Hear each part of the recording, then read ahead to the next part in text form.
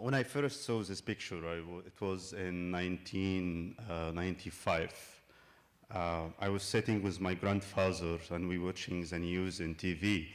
And when this picture appeared, he felt annoyed and sad. I was very young at that age, and I asked him, what's going on? What is this story? And he said, like, some kids try to kill this guy. And I asked him, and why did they try to kill him? And he said, because he writes. At that age, I was like 19 years old. I started to read. I was reading mainly comics or books for kids and teenagers. And of course, when reading, I started to imitate what I'm reading. I started writing. So suddenly my grandfather was telling me that someone tried to kill this guy because he was writing. It stayed in my mind, back in my mind. For who you don't know this guy called Naguib Mahfouz. He was born in 1911. When he had this terrible accent, he was 82 years old. And for who here who doesn't know Naguib Mahfouz, he is an Egyptian and Arabic writer. Some people saying that he's the godfather of the modern Arabic novels. I believe he's more than that even. And with all this celebrity, with Nobel Prize, all of this didn't protect him. It happened because in 50s he wrote this novel, which in Arabic called Awlad Haritna. In English, it's known as Children of Gabalawi. He wrote this novel in 50s, and when it started to be published in newspaper, the Islamic Institute, like Al-Azhar and other Islamic Institute, accused him of blasphemy. He was a decent guy. Most of his life, he didn't like to enter a battle. He was like kind of what Americans call a hard-working guy, trying to focus in his writing and his work. So what he did in 50s is that he made the decision that he's not going to publish his novel in Egypt. He published it in Lebanon. So most of all of his life, this novel, especially this novel, was never printed in Egypt. It was always printed in Lebanon, and then they sneak it in Egypt. And even though after like 50 years from publishing his novel, he was in his way to his home, suddenly two kids appear, and one of them stabbed him in his neck by a knife. He survived. He lived after that for many years, but he lived with injury. He wasn't able to control his hand. It took him another year to start writing and using hands. It took him years. It was like starting to learn writing again. And it took him years to start to rewrite. And even when he was able to write, he chose to write at his last days. He was famous for writing what became famous as his dreams. So I grew up, and I'm not 10 years old anymore. I was in high school, and I continue writing, but I know writing is dangerous. So usually I was writing to myself, hiding my writing. When I was in high school, one day I came from the school and found my mother very angry.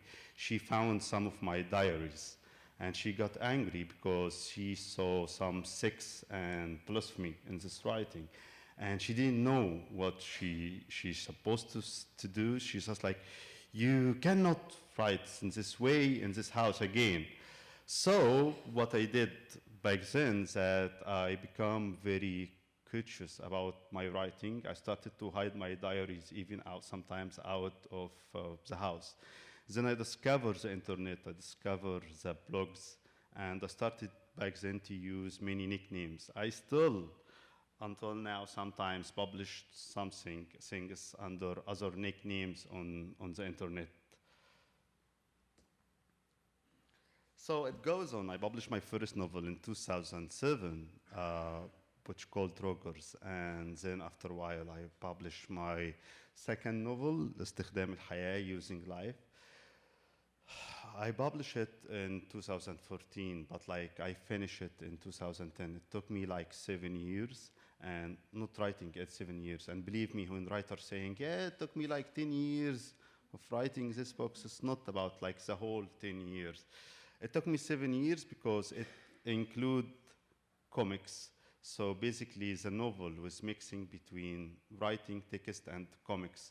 So when I was writing it, I write the text and then I write the scenario for the drawing and the comics. I cooperated with other artist, Ayman al-Zur'ani, who made the drawing. So it took Ayman al-Zur'ani also another couple of years to finish the novel.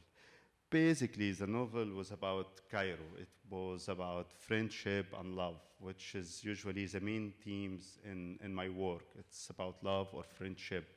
And it was also about Cairo and how Cairo shape and form love and friendship inside the city. When I published the novel, I always, because I know it's dangerous in Egypt and Arab world, I know also what is the red lines. I was, from an early age, know that there is main 3 red lines that as a writer you can't cross it.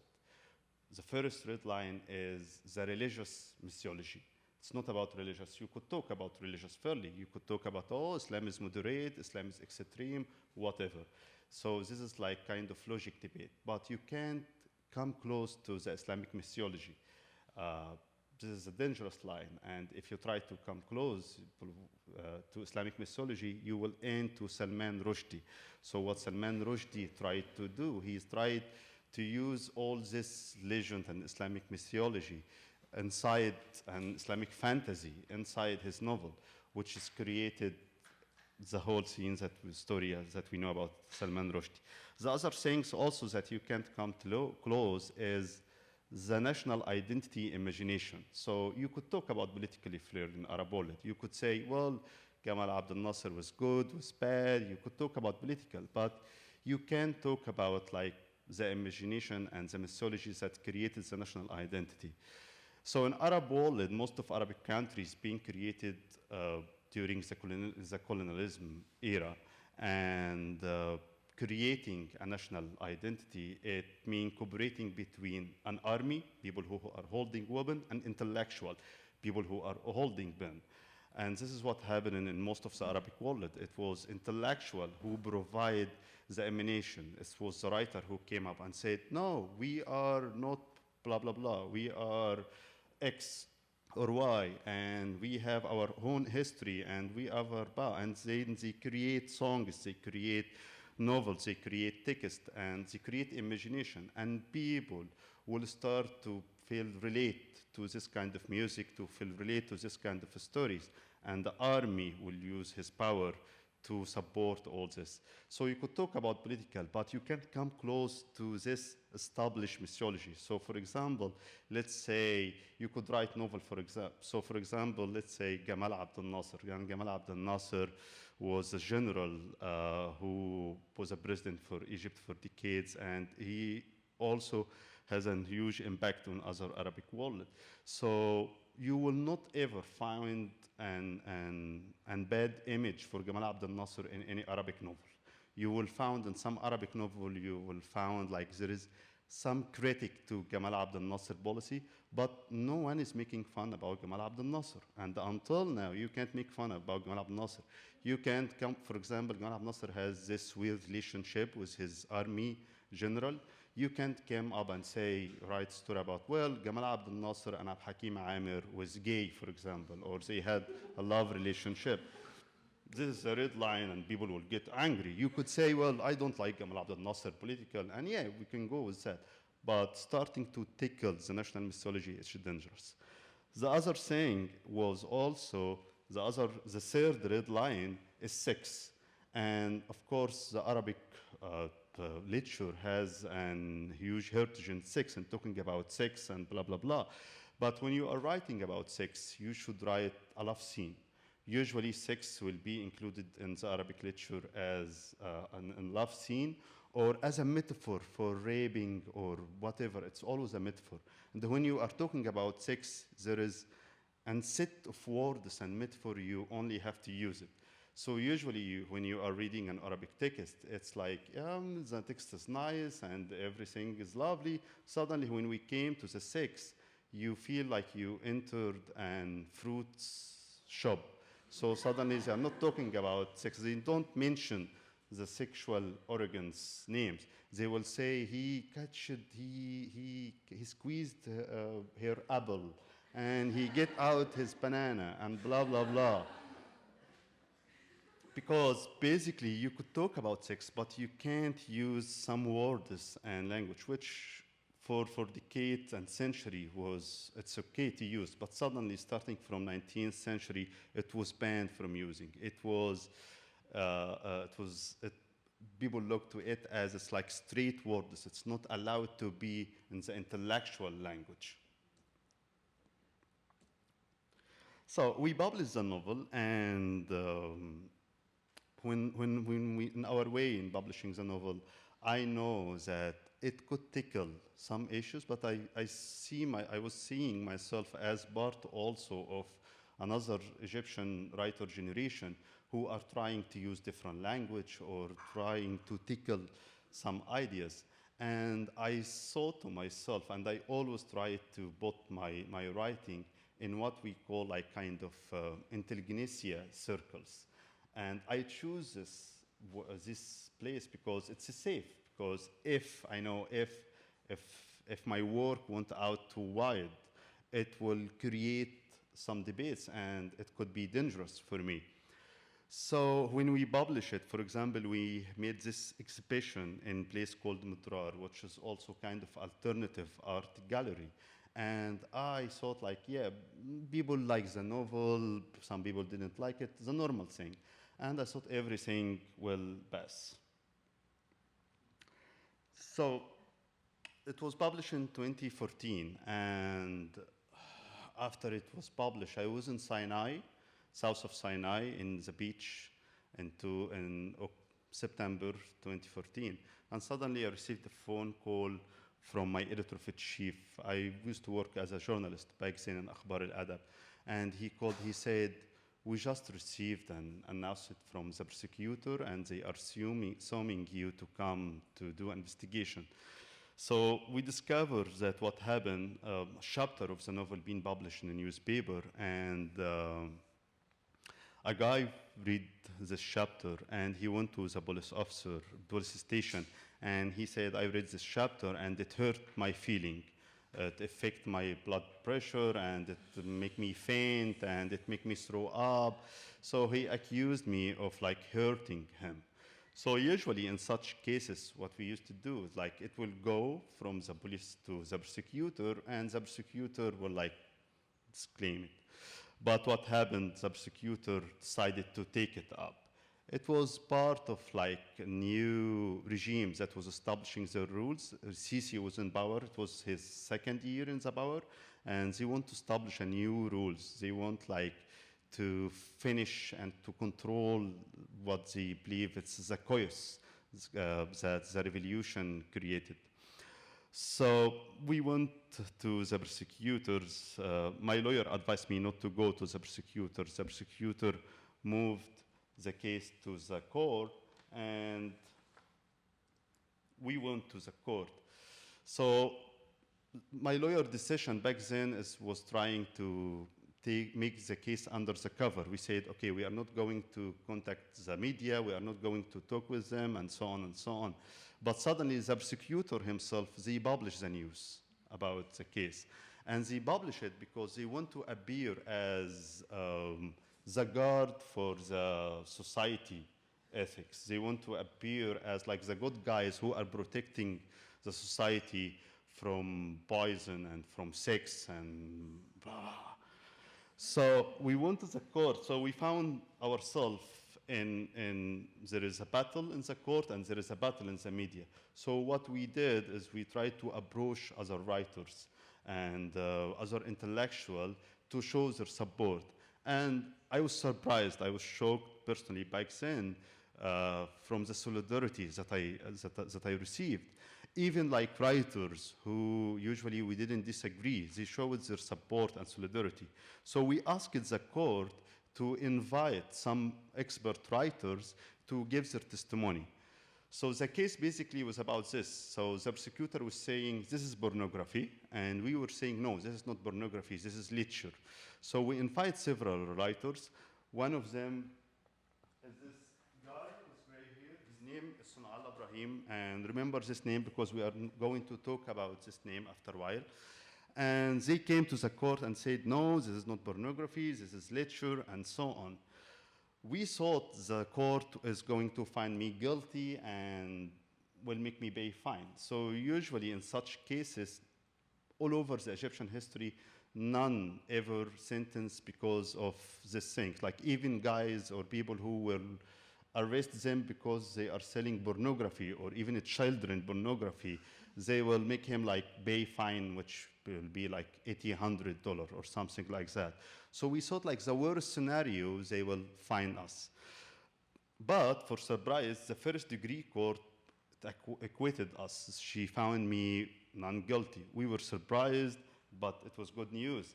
So, but then after that, the prosecutor appealed and we went to another court. We went to this court and we thought also, well, the same things will happen, or even the worst scenarios, they will make me pay fine. Like I went to the court with the money in my pocket. This is against Sunal Ibrahim, but it ended up the court sentenced me for 2 years. I was sent to prison, to Mazra'at Torah prison. This is the Torah area prison. It's like, it's very big actually, and it's starting from here to here. It includes more than 21 prisons. Of course, each prison has its rules. Some prison is very hard and harsh, like Scorpion, and it's even, his name is Frighted. And some prison is a little bit, is less hard, but it's all like disaster. So I was in Torah Farm prison, which is here. So when I entered the prison, I only had this bag, this green bag, and I had on it some of my clothes, some of my underwear, books, of course, and a notebook and a pen. So this is like supposed to be the gate, how you enter the prison. So when you enter in the prison, you have to take off all of clothes in front of everyone, and then they search everything. They didn't allow me to have any colorful clothes. You only allowed to have white or navy blue clothes. Even colorful boxer or underwear, you don't allow to have it. And he take all the boxes, and he said, well, I can't let you enter the prison with this box because it has to be showed first to the national security, because we don't know what is inside this box could hurt the prisoners, the other prisoners. But he was like a compassionate warden. He allowed me to have a notebook and a pen. He said, because you are a writer. So I entered the prison and was just like the notebook and the pen, and suddenly I'm in cell with more than 60 people. The size of the cell, let's say, at the same space, at the same size of this space, or big a little bit. And we were like usually we more like 65, 66 people in this prison. And because there is nothing to do inside the prison, so everyone is reading. Even people who are never opened a book before, they start to read inside the prison, because it's the only way to make the time pass. For me, it was surprised because most of my life I worked as a journalist. I was always surrounded by writer and the artists. So when we are talking about book, we had all this culture background in our head. But suddenly in the prison, I met with what we call the normal reader, the reader who doesn't know anything, just like reads a book to pass the time. And discussing the book with the other prisoner was very inspiring and very interesting, because sometimes, for example, a guy will come to me and say, well, I read this funny book, it's hilarious. Do you have any other books like this books? And he would show me the books, and for example, it will be a novel for Dostoevsky. So in the prison, they were dealing with Dostoevsky as it's a funny writer. And I was shocked. I was like, how are you saying this is funny? And we start to talk with them. And they were like, well, you know, because he has all these clowns and all this stupid character. And suddenly, when you start rereading the Dostoevsky, he found, yeah, the guy actually, his novels are funny. It's full of jokes, full of stupidity, misunderstanding. But because we are intellectual, when we are talking about Dostoevsky, we had like all this culture background. Yeah, Dostoevsky analyzing the character and psychoanalyzing and blah, blah, blah, blah, blah, blah. So suddenly I was discovering, even discovering the literature history from another perspective. I wasn't lucky in the first 30 days. So when you're entering the prison, the first 30 days is the hardest days, because you are not allowed to receive visits. You are not allowed to even leave the cell. So I only had to read what other prisoners' books have, which was disaster, because it was mainly bestseller book or like religion book or whatever. I even wasn't allowed to go to library.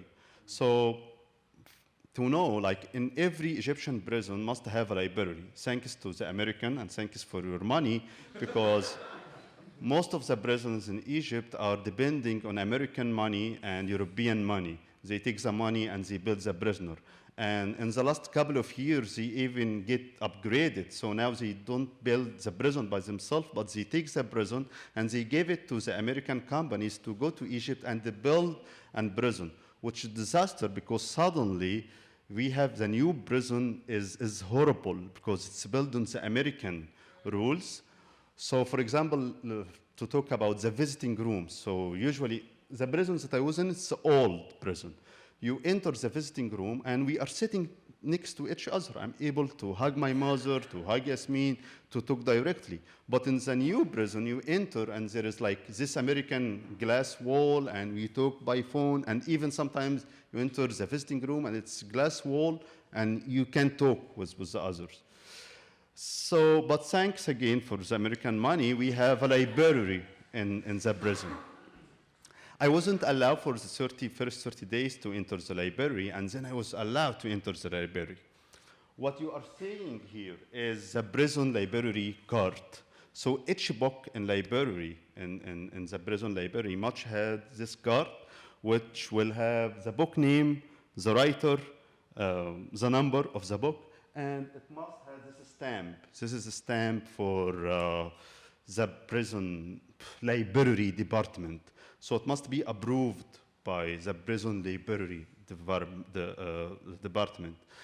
And the collection of books that they have in the prison was very interesting because, for example, it has, of course, a big amount of religious books. But for surprise, it was the books that is banned outside of the prison. So some books, for example, some religious books, for example, if the police arrested you and found this book, they will accuse you of being terrorist or blah, blah, blah. Like Sayyid Qutb books, Ibn Taymiyyah, and whatever. But you enter the prison and you found all these books inside the prison, which also part of the process, because you know how people become terrorists? They become terrorists by entering the Egyptian prison. So what happens usually, you are a young guy in the college and you did something wrong, or you never, or you even didn't do anything. The police will arrest you and send you to the prison. You enter the prison, you are 19, 18 years old kid, and you enter the prison and you found this like professional terrorist, extremist, and they will act as your brother, they will take care of you, and then they will give you these books. And then the brainwashing process starts to happen inside the prison. So they feed your anger in the society, they feed your anger in the authority, and they brainwash like your ideology. And thanks again for the American money and for the prison library, it all helped to create like a well-educated terrorist. But in addition to this religious section, we had also the literature section, which was interesting to see what kind of books they had in this literature section. So, for example, they had all Naguib Mahfouz books, and they had other writers, which is like, it will be interesting if you are familiar with the Egyptian or Arabic literature scene, because you will get to sense. So, for example, it will be Naguib Mahfouz, Tawfiq al-Hakim, Taha Hussein, the basic and fundamental, and then you will find, for example, Yusuf al-Qaid, which is really a very shitty writer, but he's always bruised the system, bruised the authority, and suddenly you found all his books. But when I was searching inside the prison, I found this amazing novel. And this novel called Tilka Ra'iha, in English, I believe it was translated until Smell It. And, yeah? Yes, that smell. So this novel was published by Sana'allah Ibrahim, the guy with the gray hair. It was his first novel, and it was published in 60s, in the end of 60s. So Sana'allah Ibrahim was a writer, but he was also a political prisoner. He was at 1961, he was arrested because he was part of this like communist secret party, and he was sentenced for 5 years. Of course, his days in the prison was worse and hardest than my days. Back then, their prison was basically in the desert, in the east of the desert. They were not allowed visits. There was a lot of torturing and hardcore torturing. He stayed there 5 years, and he went out and he decided he will not be active in political, and he decided he was going to focus on his literature and his work. So he wrote this novel, Smell It, or That's the Smell, Tilka Ra'iha. And when it was published, when he tried to publish it in 1969, it was banned. It wasn't allowed. And it was banned because of the sex inside it. Back then, at that time, Sana'allah Ibrahim wrote sex scene that is not love sex scene, and it's not a metaphor. So basically, it's not even a sex. It's basically this guy who take a prostitute from the street, and he decided, and he tried to make sex with her, but he's not able to get his, I don't know if I'm allowed to use this word even here.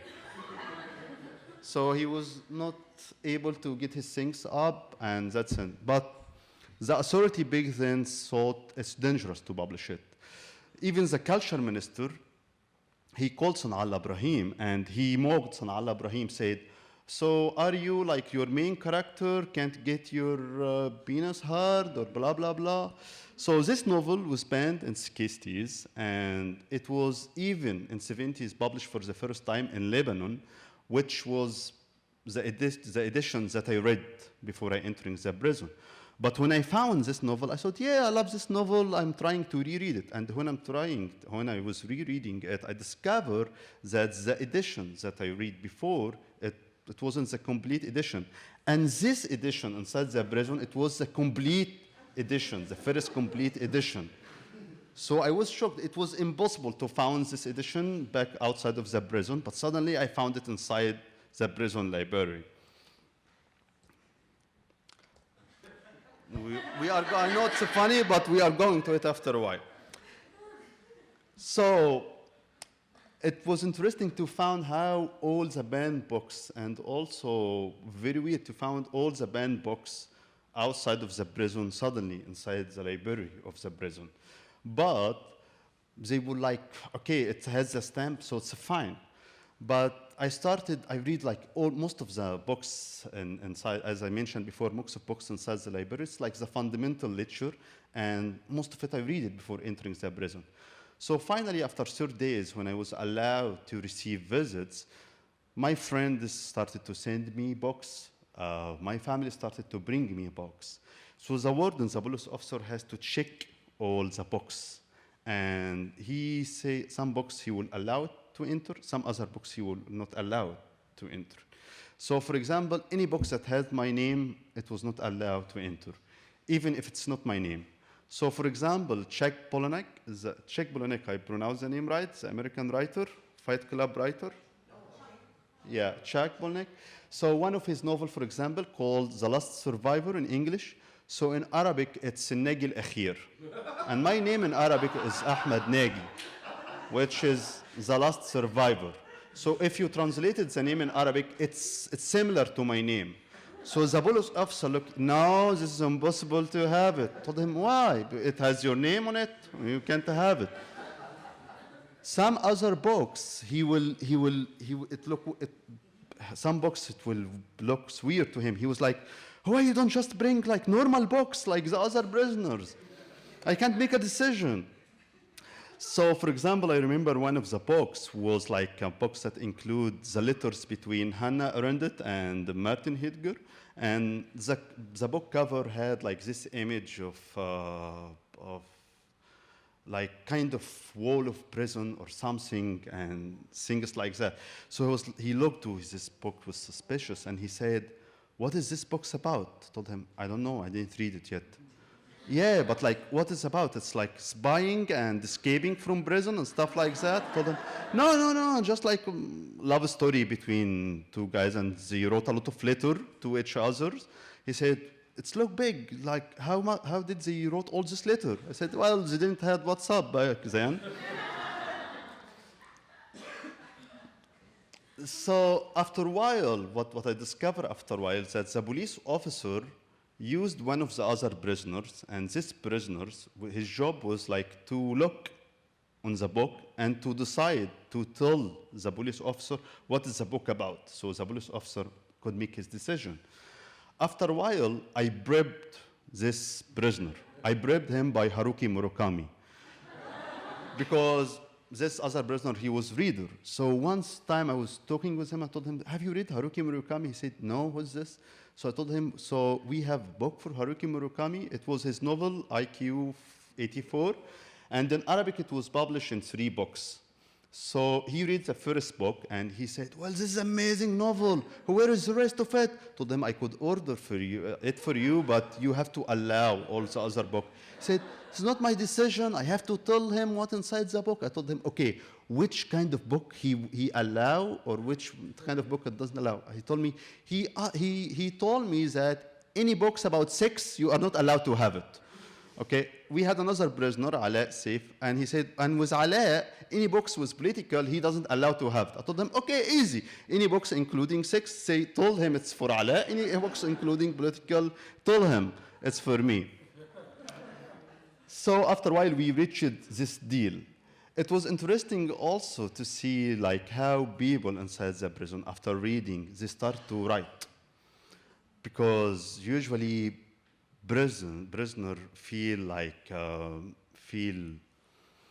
really don't know how to describe it, but like it's kind of sorrow and in pain, and they use writing to document this pain. So for example, when I entered the prison, I found this guy who's always writing. He has like these notebooks and he's writing. And he been in prison for like 6 years or 5 years. And he had like several notebooks. I called him Marcel Proust of the prison. And sometime I went to him and I asked him, what are you writing here? He said, I'm writing my diaries because I don't want to forget the pain and the suffer that I tasted here. And he said, do you want to read it? I told him, yes, I would love to read it. And he showed it to me. And basically what he's writing was like, okay, today is Sunday. I woke up at 10. I entered the bathroom. I eat 2 eggs. So basically, he was writing everything with details. And in the end, when Marcel Proust was released from the prison, in his way out, the guard searched his bags and he found his diaries. And when he reads his diaries, he found details about the prison. So the police officer said, I can't allow you to go out with this. He said, so why? He said, because it has details about the prison. I can't allow you to get out of it. So in this case, the police officer doesn't have the right to seize the notebooks because the prisoner will accuse him of stealing. So he said, I'm not going to sign your release paper until you burn it. And the negotiation went on and out for like hours, and it ended like he burned all these notebooks. So this also alerted me, because back then I started to write in the notebook that he allowed it to me. So I was afraid. I didn't write in my notebooks any details about the prison, but I wanted to document my days, to not forget the days. So I used it to write my dreams. So usually in my diaries, I will wake up and I will write the date and the dream that I dreamed. After a while, I felt like, well, it's looking like I'm not going out soon. And I had this idea of the new novel, so I started to read it, to write it. But I was afraid, because sometimes they will go inside the cells, they will search all of our stuff, they will take stuff from it. So I was afraid one time they will find it and they will take it. So I have to rent and body save. And body save, basically, you make a deal with another prisoner and you give him what you want to hide, and he will hide it inside his body. So when there is like a search in the cell, he will take the whole novel, put it in plastic warp it, and hide it inside his body. After the search, he will get it out, he will clean it, of course, and then he will give me my novel. The other prisoner also were calling for books. Their families bringing books, and it has to pass through the other officers. But what was interesting also is the foreigner prisoner. So in my cell, we had prisoner from African country, from Nigeria, Kenya. We had a prisoner from other European country, and we had an American prisoner and a British prisoners. And the American and British, because they are privileged, so every 45 days, they receive an official visit from their embassy. And their embassy brings them food and money and books. The British, which also is very interesting and signal and unique.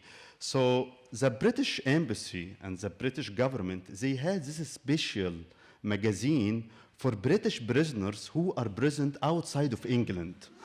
So basically, our British prison, in his visit, he received this magazine, and this small magazine, 80 pages, called something like British people outside. I don't remember even what's in. But basically, you open it, and the first page, it's about the news of the Queen and the Prince and blah, blah, blah. The second page, it's about the football teams and the Derby and the Premier League. And then like small synopsis about like what's going on in the prison. It's a way the British Emperor created to like make connection with their kids in the prison in other world. It was interesting also to see what the American prisoner received from their embassy and what the British received. So the American prisoner will receive books and novels like this. And usually it's novel from 70s and 80s. It's kind of novels about like called under title going like The Golden Sheikh. And it's novel wrote in 70s about like this Arabic sheikh coming from California, and he fall in love with a porno star, and the porno star go with him back to the desert to make a revolution and educate the woman and kids, or kind of this romantic sex novels. On the other hand, the British prisoner will receive books like this, very deep, very deep, very modernized, very well educated. And the British guy was like, every time he came and looked at his book, this book sucks, I can't even understand what it's about. Sometimes they bring him books about like history of philosophy, for example. So this is page from my diary inside the prison, and as you see, usually it will have the dates, the day, the number of the days, and then part of dreams that I had, and other small details written in codes. And dreams is very important to the prisoner, because Dreams is the only window you have with the other, with outside world. So when you go to sleep, and each time you go to sleep, you hope in your dream you will see your friends or your family or the places that you are missing. Sometimes after a while, you will start to play with your dreams to say, for example, well, today I will think all the day in this, in someone or something. So when I go to sleep, maybe it will visit me in dreams. Dreams also playing big role in most of Muslim and Arabic prisoners, because in Islam, and I believe it's the same story in Christian, we had this story about Joseph the prophet. So in the story of Joseph, he was sent to the Egyptian prison. And he stayed in the Egyptian prison 7 years. And of course, the legend saying, is like, in each prison in Egypt, they are saying, well, this prison is very old, even Prophet Yusuf was here.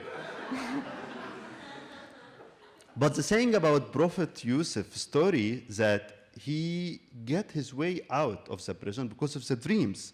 In Islamic mythology and legend, it's going like that. So Yusuf is in the prison, and he's in the cell with two other prisoners.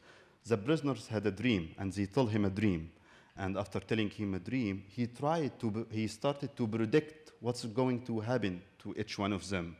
He told one of them saying, well, your dream means that you are going to get out of the prison and you become a very important guy and you will become close to the king.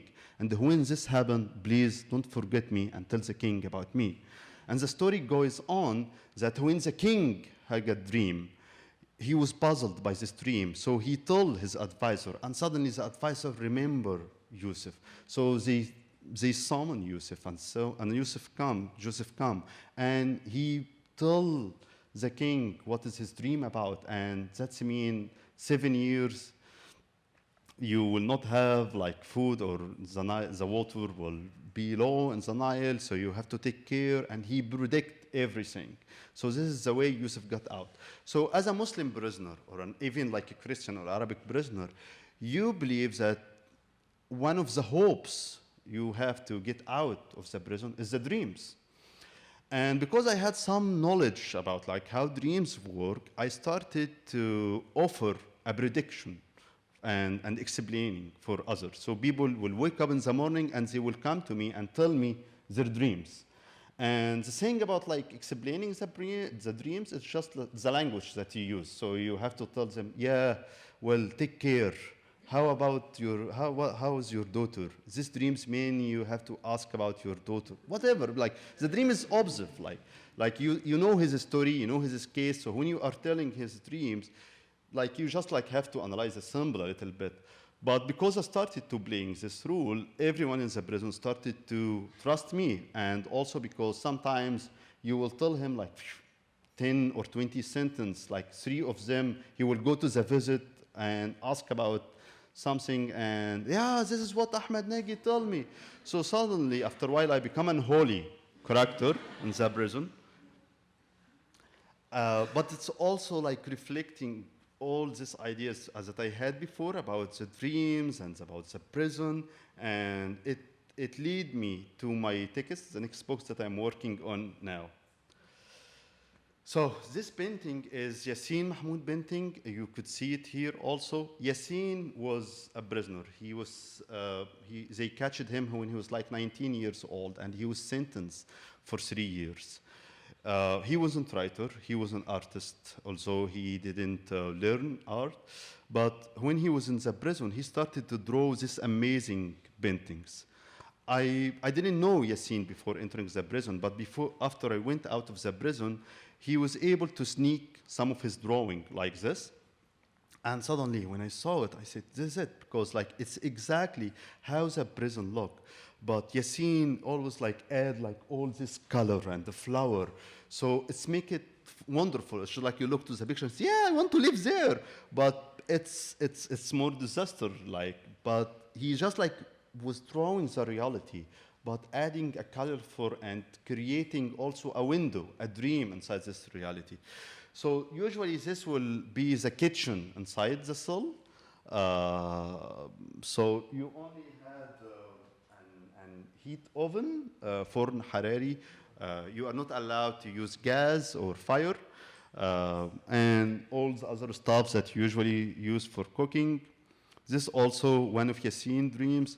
So you're not allowed to have knives inside the prison. So what you do, for example, you take off the tuna can cover, the metal tuna can cover, and then you started to use it as a knife to cut the onion and the other things to make a salad. This is the bathroom, and one of the techniques that they are using in the Egyptian prison, they always want to make you like thinking in a small stuff. They say that in Arabic, ما تشغلش دماغك, don't use your mind. So one of the techniques that they are using small details to make you suffer. So for example, they will cut the water, for example, for 3 days, or allow you to have the water for only 1 hour.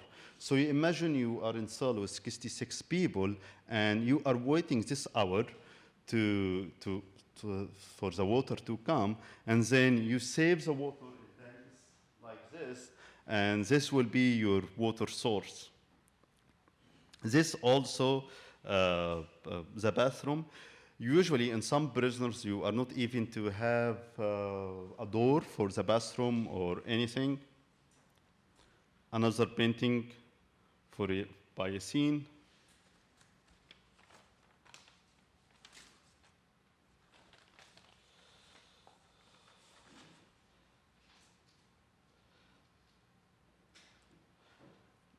So until I was in the prison, I wasn't looking to myself as a writer. I used to look to myself sometimes as a journalist, sometimes as a filmmaker.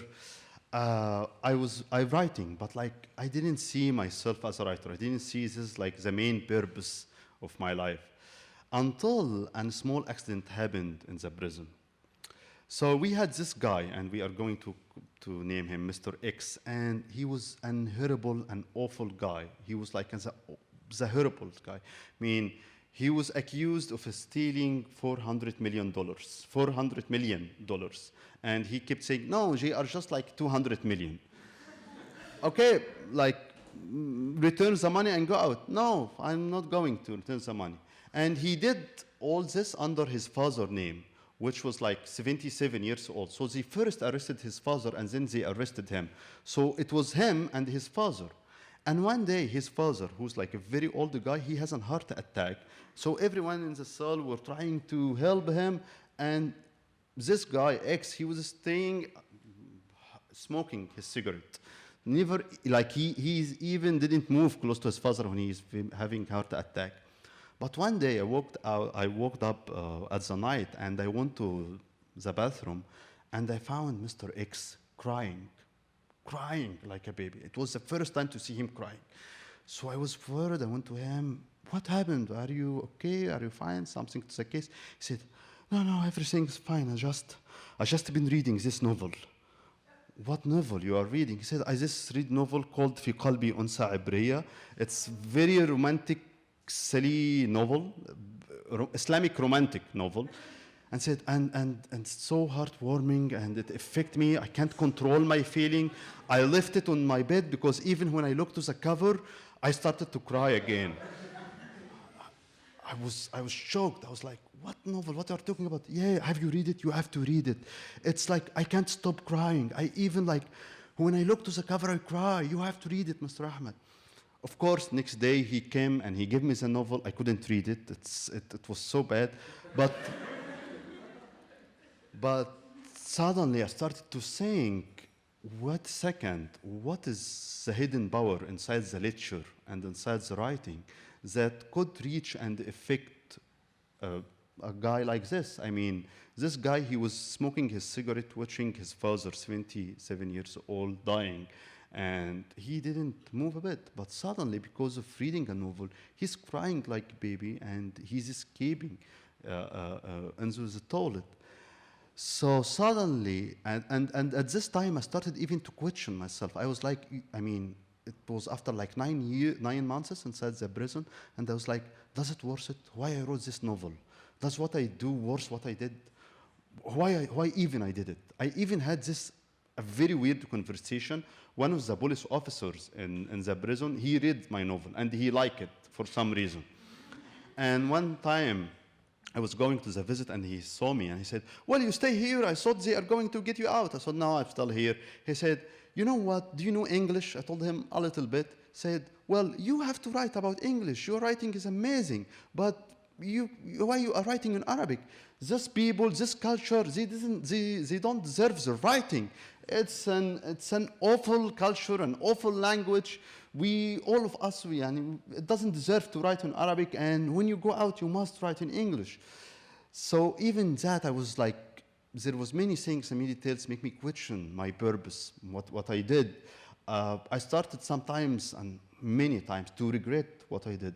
But suddenly, I found Mr. X crying because في قلبي أنثى عبرية, and I started to think, well, maybe there is something I didn't see before inside the writing. Maybe there is a hidden power inside it.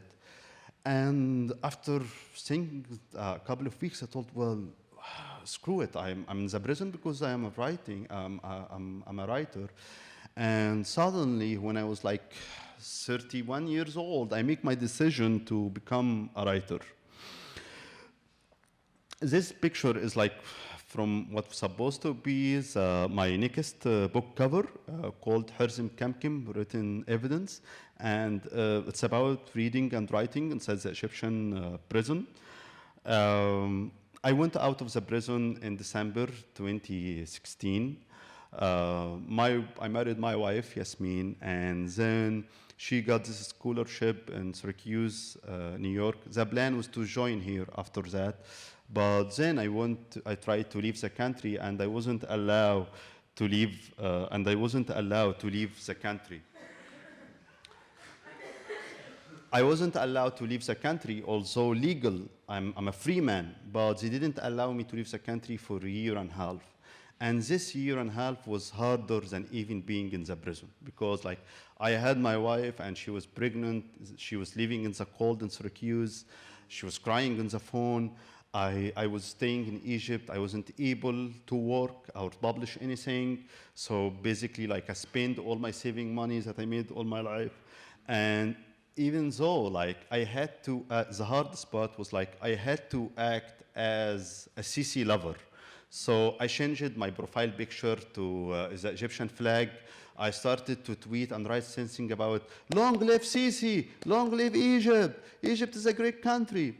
I sometimes received a call from national security. I go to the national security headquarters. They investigate me. So, Mr. Ahmed, what do you think about politics? I told him, I don't think anything about politicals. I've been to the prison because of sex, okay?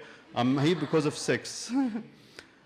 Well, this is also dangerous. I told him, yes, I'm married now, and you know what? I want to go and to join my wife.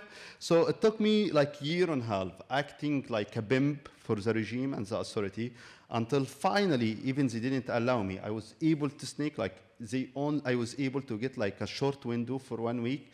So I was able finally to come and to join my wife. She finished her LM in law, and we moved to DC. Then with help with Ben and many lovely, amazing friends here in the state, I was able to get fellowship at Black Mountain Institute in UNLV in Vegas, where we moved in April. And that's everything. Thank you.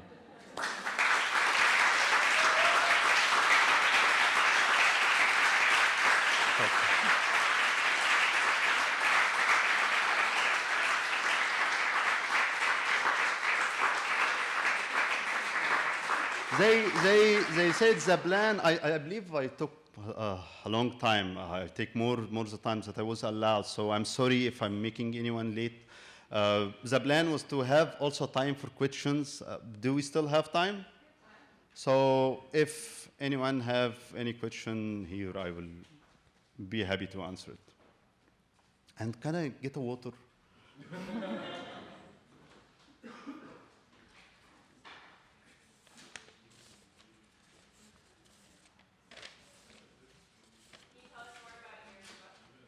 About what? My new book. So yeah, so my new, I have actually I'm editing now a two-one a novel and a non-fiction book. The non-fiction book called Written Evidence Herzim Kamkim. Thank you. And it's about reading and writing inside the prison and about the case and about the censorship in Arab world. It's mixing between what I've been telling you now and more other details and other details related to the case and the censorship in literature and art in Arab world. And there is also another novel now that I'm editing. The book's supposed to come in Arabic last of this year, and there is negotiation and translation into English. And that's it.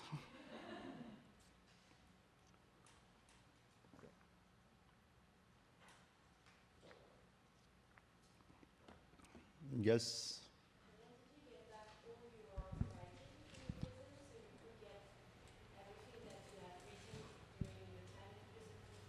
Well, yes. So I was worried when I received the news that I'm going out of the prison. I was worried about my writing, and I started to think how I'm getting it out. So I came with this plan. I bought an magazine from another prisoner called الإذاعة والتلفزيون, which has Dominique Horani picture, a Lebanese singer with plastic boobs. And basically what I did is that I take off all the paper of the magazine and I bought my novel inside it. And when I was going out again with my green bag, I bought the magazine on the top. So when the officer opened the bag, he just saw the magazine and he was like, again, sex and woman again, you will return again because of this, Ahmed. And he made a joke and was like, ah, and everyone become happy and clap hand and funny. So I was able to sneak it.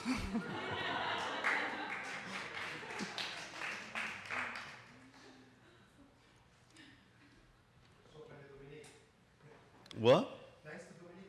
Oh, I follow. That's the reason why I follow her on Twitter and every now. Like, when she posts any story, I must like send her love, love, love.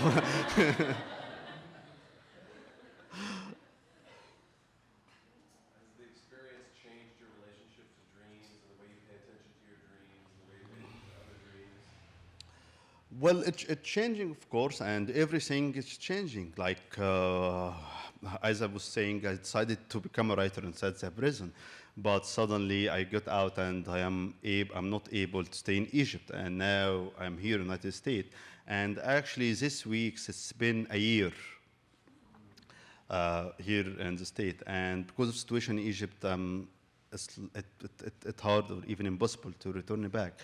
So suddenly I question everything. I question everything about writing, about dreams, about what I should do.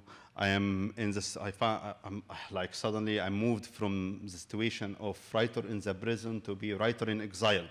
And with writer in exile, it came more complicated questions. There is a question of language. Are you going to continue living in English society and community and writing in Arabic? Are you continue writing about Egypt and about Arab world, or writing about America? And also there is a question of you try to find a place in the culture and literature scene in the United States, which is like very hardcore and complicated and industrial. So I become like I still writing my dreams. It's still kind of like a daily practice. Usually when I woke up and I had like not all of the dream worth writing, but sometimes when I woke up and I had a deep dream, I write it. But I'm questioning it like, what does that mean? Sometimes I use it in novel or another text, but I think if I publish my dream, like what my dream has to do, for example, with American reader. I even question my writing now because suddenly when I used to live in Egypt and I'm writing in Egypt, I had this imaginary reader in my mind. And usually it's my friends. It's like my close circle of friends. But now I'm away of this circle of friends. And now even when I'm writing, I'm questioning what I'm writing. I'm writing this for whom? And which reader that I imagine in my mind. So yeah, I'm now in more complicated situation, question everything about writing, which is also part of the process because you develop this question and you put it inside your writing. It's because writing in the end is a way to create your view of point and to create your things. You write, and when you are trying to understand yourself, you write, and the process go on.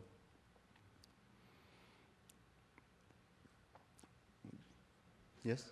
So now that you're out of Egypt, do you feel tempted to write more about politics, or is it still just all sex?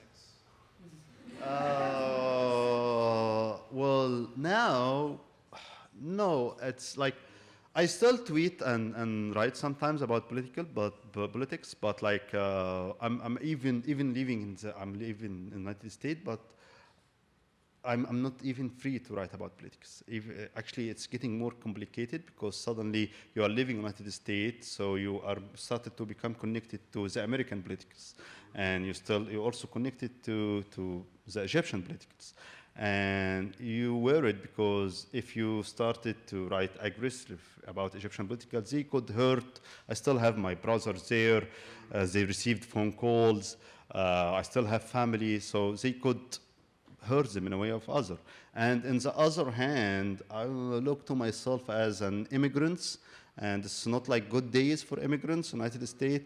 So most of the time, even talking about politicals in American, it's become like critical. Like for me, for example, when I started to talk political with American, I make sure like to understand what is their orientation first. And I'm worried about writing anything wrong about in Twitter, because now we are living in age you could like tweet something and suddenly after 2 days you will be applying for this job or this position, and someone will take this tweet and say, yeah, you are blah blah blah, anti-sex, مش عارف ايه, anti-identity, and everything could turn against you, especially like what I notice also in the United States these days, that the Culture Institute and the Academic Institute, the censorship is more harsh on it these days, in my opinion, because suddenly you are hearing people who are losing their job or losing opportunity because like people would describe their writing because it's like anti-brown, anti-white, anti-blah, blah, blah. So even the freedom of speech inside the academic, which is very weird because we are living in Trump era and it's a Trump ideology, but in the intellectual and the culture, it's the opposite. And they want to build a front against Trump. So one of the way of building this front is like, no, all of us, we have to support blah, blah, blah, and we have to say this, and we have to club hands for everything against Trump. I mean, for example, I'm a Muslim, for example, or culture Muslim. But like I don't feel connected to American Muslim political leaders, but I can't critique them, for example, because you see, it's more, even in America, it's more complicated talking about politics. Do you see a scenario in which Arabic novels or books in general could be published or circulated maybe on the internet or something outside of Egypt or the Arab world? Because as I'm sure you know, since 2016, censorship situation has gotten even worse across all fields. Film, music, literature, journalism, but sort of for a lot of Arab writers now, as in your case, if they can't do the work that they need to do, if Marcel Proust, but at the same time, we're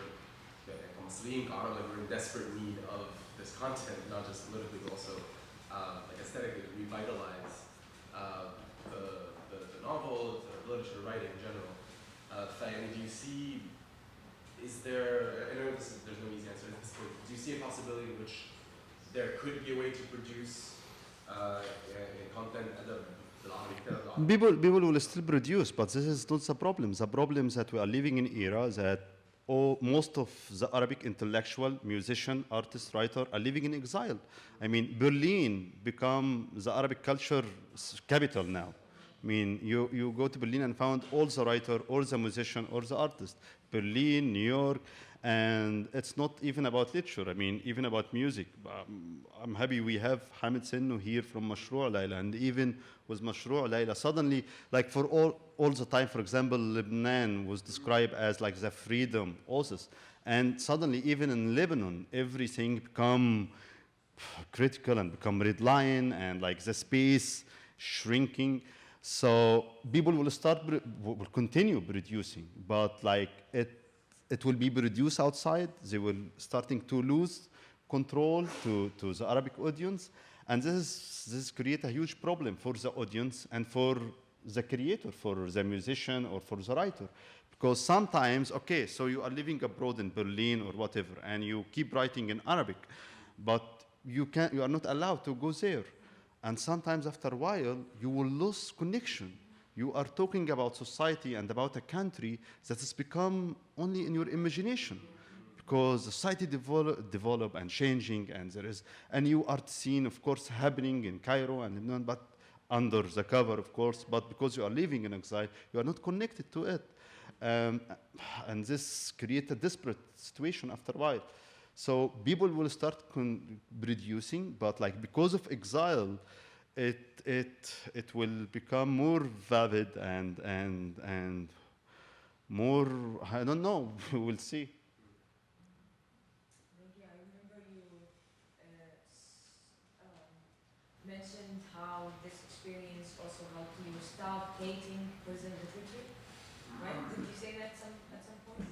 Stop what? Stop hating prison literature. Okay. Because in Arabic literature we have a stigma against prison literature as like being just a political document, that it's not more than that, right?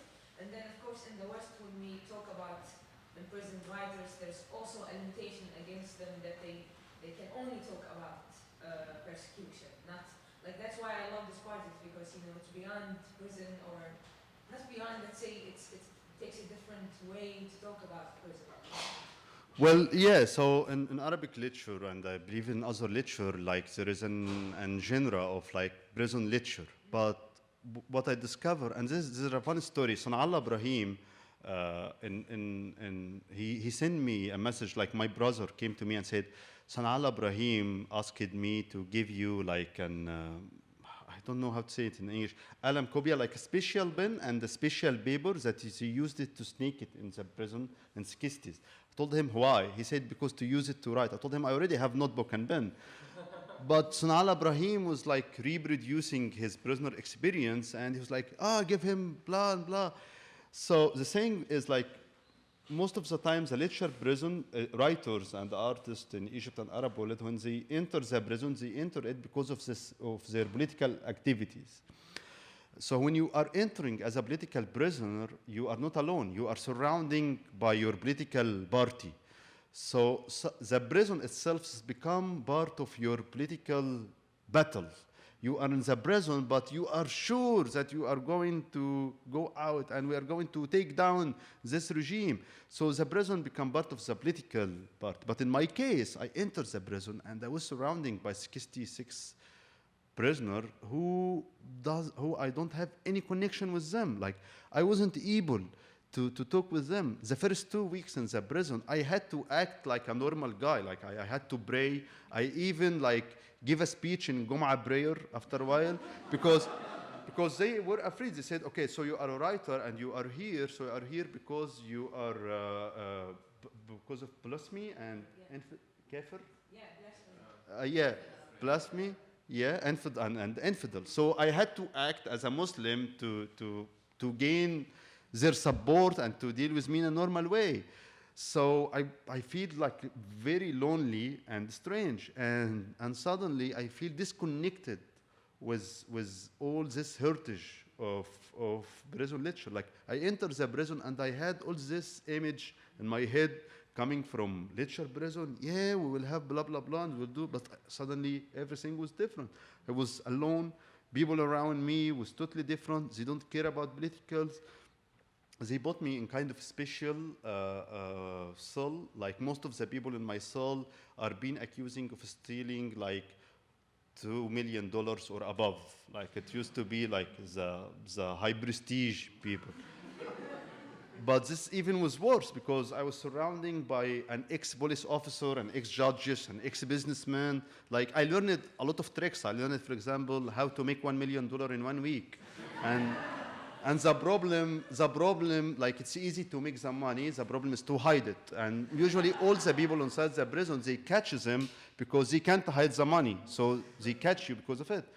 But even conversation with them, it was about like how to fake dollar bill, how to steal money from bank, how blah, blah, blah. So I feel so disconnected from it.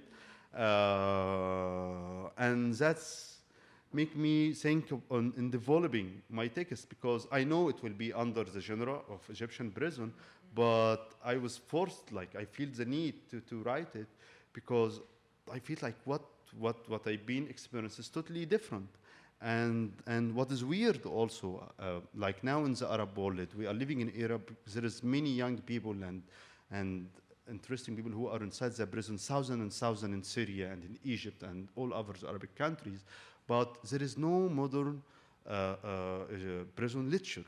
I mean, except the Syrian, which is still, it's not like a prison literature, it's a part also of a war literature. But in Egypt, no one is writing books anymore. They are writing Facebook status. So the other prisoner, when they go out of the prison, they write Facebook status about like their days in the prison. And this is totally different than writing a book or writing a letter. Because with writing a book, there is so much concentrating in the text and remembering and reproducing and reimagining what happened and re-understanding it. So this was the hidden power that pushed me to write it. Okay, so it's been too long. I'm sure you are tired and I'm tired. I want to so